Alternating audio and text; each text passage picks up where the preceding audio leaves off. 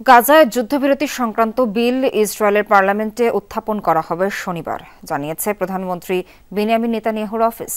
এর আগে কাতারের দোহায় যুদ্ধবিরতি চুক্তিতে স্বাক্ষর করে ইসরায়েল ও হামাসের প্রতিনিধিরা ফিলিস্তিনি স্বাধীনতাকামী সংগঠনের পক্ষ থেকে জানানো হয় যে কোনো মূল্যে চুক্তি বাস্তবায়ন করবে হামাস।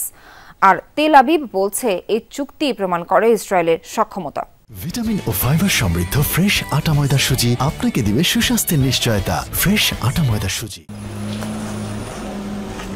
গাজায় যুদ্ধবিরতি নিয়ে হামাস ইসরায়েল সমঝোতা হলেও এই ইস্যুতে তেল আবিবের পক্ষ থেকে স্পষ্ট কোনো বিবৃতি না আসায় সৃষ্টি হয় ধোঁয়াশার। অবশেষে শুক্রবার ইসরায়েলের প্রধানমন্ত্রী বেনিয়ামিন নেতানিয়াহুর অফিস জানায়, যুদ্ধবিরতি চুক্তিতে সই করেছে ইসরায়েল ও ফিলিস্তিনের স্বাধীনতাকামী সংগঠন হামাস। শনিবার মন্ত্রিসভায় বিলটি অনুমোদন হওয়ার কথা। বুধবার রাতে যুদ্ধবিরতি চুক্তির ঘোষণা দেয় মধ্যস্থতাকারীরা। বন্দীদের মুক্তি দিতে যে চুক্তি, তাতে সমঝোতা হয়েছে। এই চুক্তি প্রমাণ করে যে ইসরায়েল কতটা শক্তিশালী। হামাসের দিন শেষ, গাজা এখন মুক্ত। এর আগে হামাসের বিরুদ্ধে চুক্তির শর্ত ভাঙার অভিযোগ আনে ইসরায়েল। পাল্টা প্রতিবাদ জানিয়ে ফিলিস্তিনি স্বাধীনতাকামী সংগঠনটি বলছে, যে কোনো মূল্যে চুক্তি বাস্তবায়নে বদ্ধপরিকর হামাস।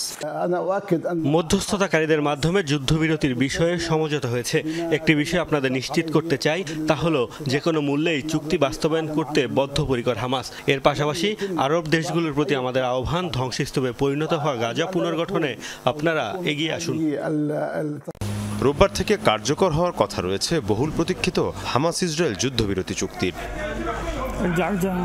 মীর মুশফিক হাসান, যমুনা নিউজ।